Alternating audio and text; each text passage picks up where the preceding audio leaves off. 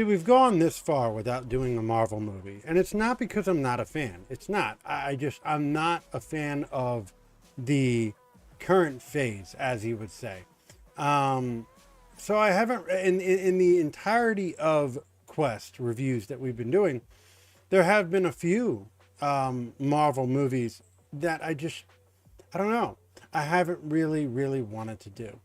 So I figure, you know what, why not? Let's do the second to newest one that's currently going on. There is another one. Obviously, if you follow, you know what I'm talking about. And we will inevitably do that one as well. But we figured we'd do that one. And yeah, tonight we're doing Captain America Brave New World. We're going to make it quick. We're not going to go too far because we only have 20 minutes because that is the format now. So I don't want to bore you too much. We're going to get it out of the way. You see it on screen. HulisVision.com. Go to it, love it, pass it around, share it with your friends. Tell everybody you can about it. It goes a long way. You'll be able to find everything from our past videos and everything as far as the merch store and everything else there. Make sure to like, follow, subscribe, hit that notification bell, and stay up to date with everything that I do across the board. And also, make sure you leave some comments and stuff down below. It's very important because it's how I interact with you guys. Well, one of the many ways that how I interact with you guys. So make sure, again, leave your comments. If you're on YouTube, somewhere down below. If you're on another platform that we have this on, it's somewhere. Leave the comments. Let us know what you think about what I had to say tonight, and I will get to you guys as fast as I possibly can. With that said, though, let's get into the movie that we need to talk about tonight.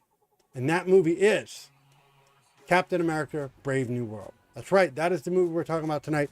And let me just go off right off the back and say, I don't hate, I know a lot of people are there's a lot of controversy for the wrong reasons. I don't hate who they picked to be Captain America as a race thing. A lot of people are saying, oh my God, it's a race thing. No. Anthony Mackie is a good actor. I've liked him in a lot of other things. I like him in Twisted Metal. I think he's doing a good job with that. I liked him as the Falcon. I just don't think he has the oomph, the star power, the whatever the hell that is, to carry that. I don't think he's meant to carry that torch. He doesn't have the charisma to do it. If he did, I'd be like, sure, whatever. But I don't feel it. I'm not feeling it. It's not really my thing. And I've not really been feeling it this whole time. And it's a shame. But to be fair, I am a little biased when it comes to this because I am not a huge Captain America fan. Even before, they were decent movies, but Captain America's always been a little too light for me when it comes to superheroes. I like my superheroes gritty. I like them more on the anti-hero level. I like my Wolverine and my Deadpool and so forth and so on. Hell, I even like Spider-Man and shit like that. Batman, even though it's from a different franchise, obviously that's DC, I still love Batman, right? Superman, he's kind of the equivalent of that, right? Superman's kind of the good guy, right? He's the too good. And that's how I always seen Captain America. He's just too good for me. I don't relate to it. I don't feel it. It's not really resonating with me as I would like. That being said, I'm trying to be as fair as possible with it. And there's a lot of things that I could say that are wrong with this. Pacing at times could have been better. It is a shame. And this is not a spoiler. As you know, we don't spoil things. But it is a damn shame that they wasted Red Hulk in this way. And the reason I say that, this is not a spoiler. This is just a fact. And anyone who knows what I'm talking about, I love Harrison Ford. I think he's I grew up with Harrison Ford, right? He's an amazing actor. But Harrison Ford is getting a little on the older side, if you would say so. So the problem is he's not going to be able to continuously return as Red Hulk. So this was probably a one and done. And especially since the movie is not exactly the success that obviously Disney would really want, they're probably not going to revisit that. They have a bad track record with anything that has to do with the Hulk. I don't know why. I don't know why they don't do well with the Hulk, but they don't. That being said, it is a damn shame because Red Hulk could have been utilized in so many different ways. Hell, it could have revitalized the Hulk in a whole nother way. But in the current iteration of the MCU, that's it. I don't, and it's not giving anything away. It's not about what happens in the movie. Because I'm not telling you what happens in the movie. I mean, it is what it is. What I'm telling you is Harrison Ford is too old. And I love Harrison Ford. This is not me dunking on him, but he is too old to continuously keep coming back for that role. So the fact that they did that pretty much shows you that they didn't have much plans going forward for Red Hulk. And that's a damn shame. That's a really big damn shame. The other thing I can say about this film is they have yet to recover from Endgame. Everything Endgame beyond was phenomenal. They did a great job. Starting all the way back with the Incredible Hulk movie. I know it's confusing. There's a couple of them. But the Incredible Hulk with Edward Norton, which is technically the canon MCU start. From that point all the way up to Endgame was phenomenal. Like, I'm not saying they were all 10s, but they were all good and they all fit and they all they all got you hyped up for Endgame, right? You knew Endgame was coming. You didn't know how it was coming, but you knew it was coming. And when it finally did, you were like, "Oh my God!" And the ending of it was just phenomenal. Everybody enjoyed it. It was sad. It was great. It was an end of an era, right?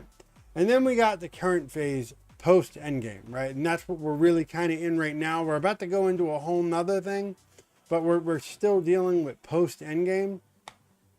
And this movie feels like an afterthought. It still doesn't do anything for the franchise. It doesn't add anything. It doesn't do anything unique. It doesn't do nothing. And I hate that, right? I hate having to say that because I want these movies to be good. I do. Like, I love Marvel and everything, but it seems like if the shit that's coming soon, the Doomsday series or whatever I don't know, Secret Wars and all that shit that they plan on doing, if that isn't a banger and it doesn't do anything, then I would honestly have to say, and I don't want to sit here and say this, but it is what it is, that the MCU might be dying, and that's a damn shame. And it's primarily because Marvel doesn't know what the fuck they're doing.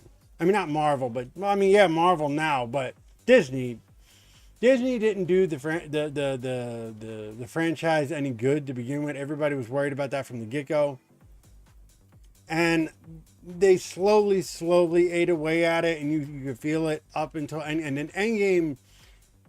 They just were like, all right, now it's our turn to write our own Marvel shit, and they've been fumbling ever since. They did Spider-Man. They did the last Spider-Man, which was a really good movie, right? That was a really good movie. I'm not shitting on that. But most of the things they've done have been complete shit post-Endgame. And that's a damn shame. I hate having to say that. I really do. It's not something I enjoy. And I really hope they get their head out of their ass with it because I want to see good Marvel movies again. Obviously with Gunn over there, and I know some people are going to hate what I'm about to say. You look on the DC side of the fence, and Gunn's over there taking a shit all over everything that was really good. I liked what we had. I know a lot of people are, no. I loved Ben Affleck as Batman. I love Henry Cavill as Superman. I love the whole cast. I thought that would have been amazing. I thought that was a great thing that they were doing, and James Gunn came in and fucking ruined it all, okay? And what he's doing right now does not look like what I want. Maybe I'm just not the audience. Maybe he just doesn't give a shit about the old school audiences. Maybe he just wants to try to make new fans, I guess. And you know what? The best of luck to you. But superhero movies right now are not in a good place, and that makes me sad because I was really having a great run for like a good 10 years. All right, so let's get back to that. Really, I hope we can get back to that. Let's give some general information about this film before we get to the scoring, because we are at the halfway point, as we do here. This movie released on February 14th of this year, 2025. So still fairly new movie. It is, still fairly going on. It's not an older one. So if you haven't seen it, it's part of the franchise, so go for it. The style is action, superhero, science fiction. So take that. PG-13. Yeah, most Marvel movies are, unless you're talking about like Wolverine based shit or Deadpool shit. That's where they kind of push the limits a little bit. But you're not really getting that with a Marvel movie, at least not anytime soon, as far as I can tell. The rental and buy information, $5.99 for a rental. I mean, if you really must, fine. I guess that's not too bad for this film. It wasn't a horrible film, but I don't know. It wasn't great either. Buying $14.99. I've seen shittier movies for higher price, so I guess $14.99 is not too bad. I'm surprised, but it is on sale. It normally is $19.99, so take that for whatever. But it is streamable as of right now on Disney Plus. So if you have Disney Plus, you can go watch it over there, which I would strongly suggest. If you have it, that's the route you really want to go. The budget for this film was $180 million. But some have reported that it could also have been, because of reshoots and everything else, could roughly have been anywhere from $250 to $380 million. So quite expensive, actually. Now, the box office was $415.1 million.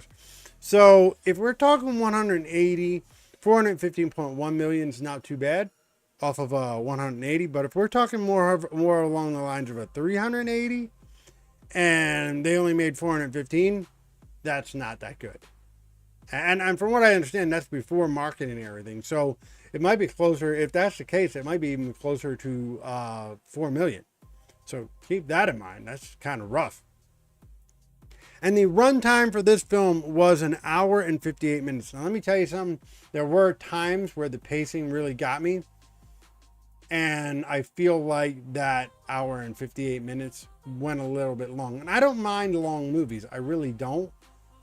As long as they can do it for me, right? And this one, it wasn't horrible, but it didn't do it either. And I hate to say that, but it just didn't.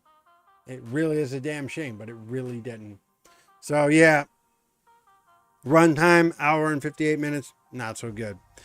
So with that said, let's get into the scoring, because that is what we do here. We are a little bit past that point where we give the scores. For those who are new to the show, what we do here is we have 5 categories. One of those change every week, depending. Sometimes they're the same. It depends on what we've done. Sometimes they might be similar and I don't have to change it. Regardless, those five categories for this movie are story, acting, pacing, action, and production. We rate those all 1 to 5, 1.5, 2.5, and so on. If needed, if it's below a 1, we give it a pile. If it's above a 5, we give it a seal. Don't give them out very often, but when I do, I do. After that, we give it our overall score. That goes from 1 to 10, 1.5, 2.5, and so on if needed, and pile and seal are in effect.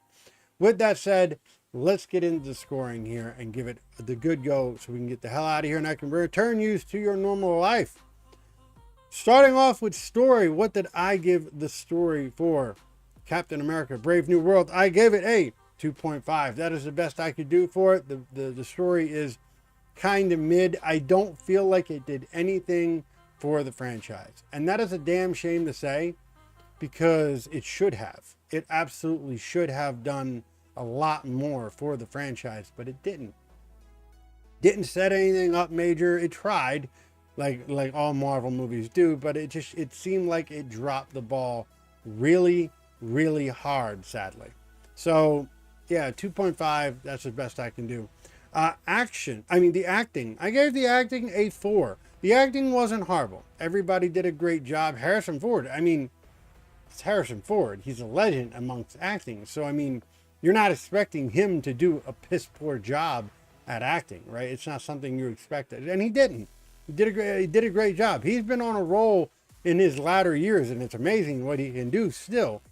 But he is getting up there. But his role in this movie was justified. If you watch the movie, you'll understand. And everybody else, Anthony Mackie and everybody, did a good job acting. I'm not saying they're bad actors.